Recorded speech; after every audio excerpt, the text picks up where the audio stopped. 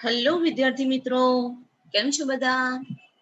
સારું, તો chapter number 14 ની અંદર જે ટોપિક આપણે બાકી હતા, બરાબર છે, તે આજે આપણે પૂરા કરવા જઈ રહ્યા છે. Chapter number 14. આજનું આપણું ટોપિક છે ઉભયધર્મી પરિપથ. હવે ઉભયધર્મી પરિપથ કોને કહેવાય એ સમજાવું તમને. એકદમ સરસ ટોપિક છે, ઇમ્પોર્ટન્ટ ટોપિક છે. ઉભયધર્મી પરિપથ એટલે શું? તો આપણા શરીરની અંદર ચયાપચયની ક્રિયાઓ થાય છે. આ ચયાપચયની ક્રિયાઓમાં ખોરાકનું શું થાય છે? પાચન થાય છે. ખોરાકનું પાચન થવું એટલે શું? જટિલ પદાર્થો માંથી સરળ પદાર્થોનું નિર્માણ થવું. બરાબર છે? ક્લિયર? જટિલ પદાર્થોનું વિઘટન થાય છે, જેને અપચય પથ કહેવાય, અને સરળ પદાર્થો બને છે. ક્લિયર? અને આ સરળ પદાર્થોનો ઉપયોગ આપણા શરીરના કોષો કરીને પોતાને જરૂરી હોય એવા જટિલ પદાર્થોનું સંશ્લેષણ કરે છે.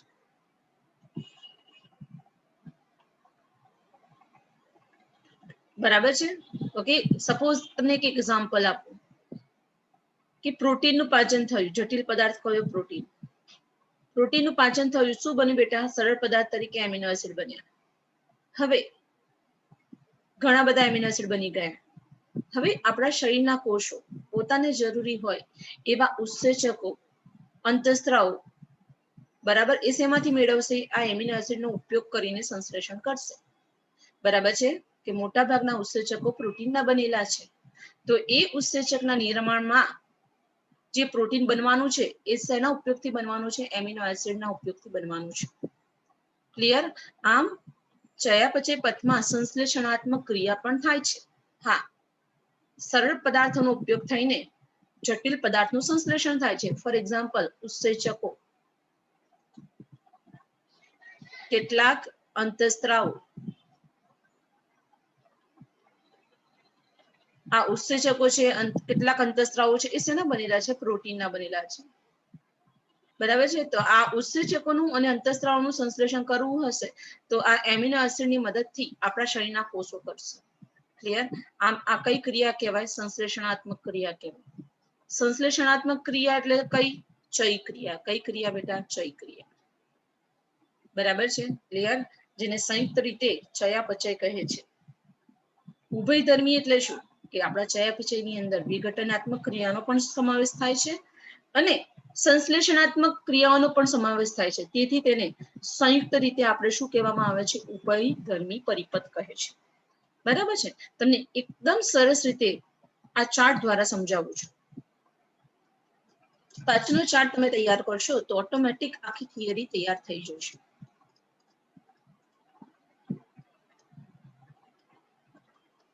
સારું,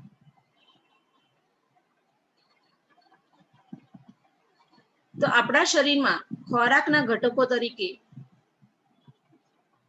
મુખ્યત્વે કાર્બોદિત, ચરબી અને પ્રોટીન્સ આવેલા છે. આપણે દાળ ભાત રોટલી શાક જમ્યા તો ભાત અને રોટલીની અંદર કાર્બોદિત હોય. કાર્બોદિતમાં જનરલી કોણ હશે? સ્ટાર્ચ. બરાબર છે? ક્લિયર? દાળની અંદર પ્રોટીન્સ આવેલું હોય. બરાબર? ઘી તેલ નો ઉપયોગ કરીએ છીએ જેમાં ચરબી આવેલું છે. ક્લિયર? સારું, આ ચરબીનું પાચન થયું, કાર્બોદિતનું પાચન થયું અને પ્રોટીનનું પાચન થયું. અને શું બન્યા? સરળ પદાર્થ બન્યા. શું બન્યા બેટા? સરળ પદાર્થ. આ બધા સરળ પદાર્થો છે. ચરબીનું પાચન થઈને કયા સરળ પદાર્થો બને છે? ફેટી એસિડ અને ગ્લિસરોલ. સ્ટાર્ચનું પાચન થઈને ગ્લુકોઝ અને પ્રોટીનનું પાચન થઈને એમિનો એસિડ બને છે. ક્લિયર? આ ત્રણ પદાર્થો પૈકી ખાલી ગ્લુકોઝ જ એવો છે કે જે સીધો શ્વસન પથમાં દાખલ થઈ શકે છે. આ કયો પથ? શ્વસન પથ. શ્વસન પથમાં કોણ કોણ આવે? બધાને ખબર છે. ગ્લાયકોલિસિસ અને નીચે ક્રેબ્સ ચક્ર શ્વસન પથમાં આવે. કે ખાલી ગ્લુકોઝ જ એવો છે જે સીધો ગ્લાયકોલિસિસમાં દાખલ થઈ શકે છે, શ્વસન પથમાં દાખલ થઈ શકે છે. બરાબર છે? ગ્લુકોઝમાંથી બે અણુ પાયરુવિક એસિડના બન્યા જે કણાભ સૂત્રમાં ગયા એસિટાઇલ કોઈમાં રૂપાંતર પામ્યા અને ક્રેબ્સ ચક્રમાં એનું વિઘટન થઈને H2O અને CO2 બન્યા. ક્લિયર? મતલબ કે જ્યારે ગ્લુકોઝ શ્વસન પથમાં દાખલ થાય છે ત્યારે તેનું સંપૂર્ણ વિઘટન થઈને CO2 અને H2O નું નિર્માણ થાય છે. યાદ રાખવું. સારું, હવે વાત આવી કોની? પ્રોટીનની.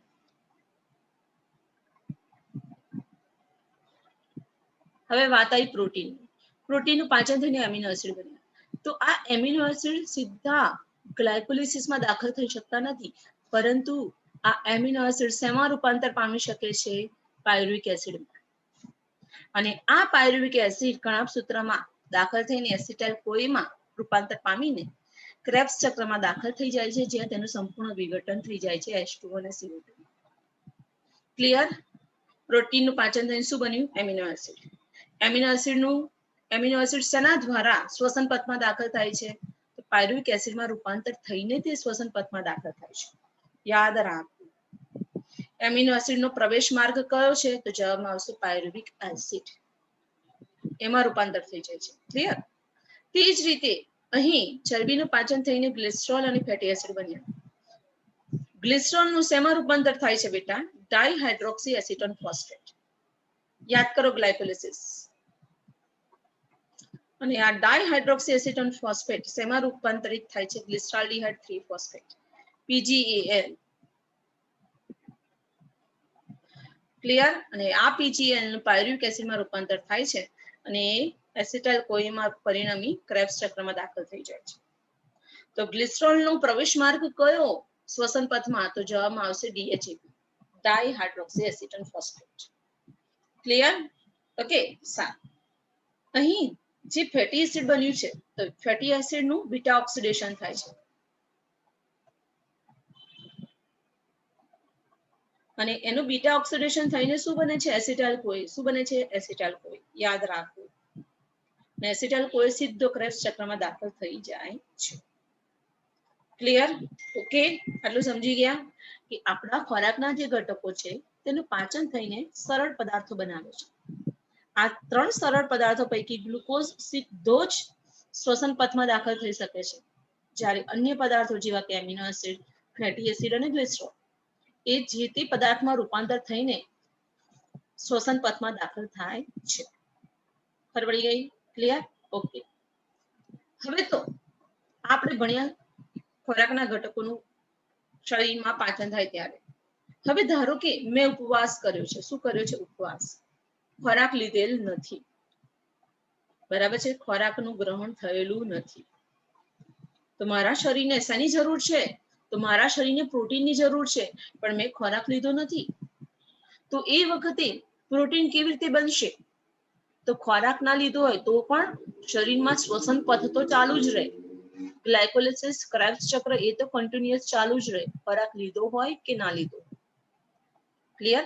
તો આવા સમયે મારા શરીરને પ્રોટીનની જરૂર છે, પણ ખોરાકમાં પ્રોટીન નથી. ત્યારે આપણું શરીર શું કરે છે? કે શ્વસન પથમાંના પાયરુવિક એસિડને ખેંચી લે છે અને આ પાયરુવિક એસિડમાંથી શેનું સંશ્લેષણ કરે છે? એમિનો એસિડનું સંશ્લેષણ કરે છે અને આ એમિનો એસિડનો ઉપયોગ કરીને પોતાનું પ્રોટીન બનાવે છે. ક્લિયર? પાયરુવિક એસિડને ખેંચી લીધો. શ્વસન પથમાંથી કોને ખેંચી લીધો? Pyruvic acid. અને એનો ઉપયોગ કરીને પ્રોટીનનું સંશ્લેષણ કર્યું. ક્લિયર? ધારો કે મારા શરીરને ફેટી એસિડની જરૂર છે અને ખોરાક દ્વારા મળતા નથી, તો એ વખતે મારા શરીરના કોષો એસિટાઇલ કોઈને શ્વસન પથમાંથી ખેંચી લે છે અને એનો ઉપયોગ કરીને કોનું સંશ્લેષણ કરે છે? ફેટી એસિડનું સંશ્લેષણ કરે છે. ક્લિયર? તો અહીં શ્વસન પથ માં બે ઘટના થઈ કે જ્યારે ખોરાકના ઘટકો હશે ત્યારે વિઘટનાત્મક ક્રિયા થશે અને શરીરમાં ખોરાકના ઘટકો નહીં હોય ત્યારે તે સંશ્લેષણાત્મક ક્રિયામાં પણ ભાગ ભજવે છે. અને આ બે ક્રિયાને સંયુક્ત રીતે ઉભયધર્મી કહેવામાં આવે છે. વિઘટનાત્મક ક્રિયા, અક્ષય પ્રક્રિયા અને સંશ્લેષણાત્મક ક્રિયા એટલે ચય પ્રક્રિયા. બરાબર છે. તેથી આપણે આ ચયાપચય પથને, શ્વસન પથને વિઘટનનો પથ ના કહી શકાય, એને ઉભયધર્મી પરિપથ કહેવામાં આવે છે. કારણ કે એમાં બંને ઘટનાઓ થાય છે, વિઘટન થવાની પણ ઘટના થાય છે અને જરૂર પડીએ ત્યારે સંશ્લેષણાત્મક ક્રિયા પણ થાય છે. તેથી તેને ઉભયધર્મી પરિપથ કહે છે. હે ને? એકદમ મસ્ત ચાર્ટ હતો. બરાબર છે. ચલો ભણી લઈએ. ઓકે, હવે એકદમ ઈઝી લાગશે.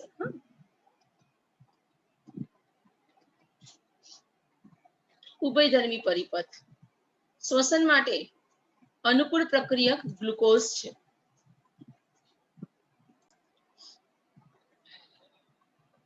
કે કોઈ પણ શ્વસનની શરૂઆત ગ્લાયકોલિસિસ થી થાય છે. ગ્લાયકોલિસિસમાં શું વપરાય છે? ગ્લુકોઝ વપરાય છે. ક્લિયર? શ્વસનના બધા જ કાર્બોદિતનો ઉપયોગ થતા પહેલા તેઓ શેમાં પરિવર્તિત પામે છે? ગ્લુકોઝમાં.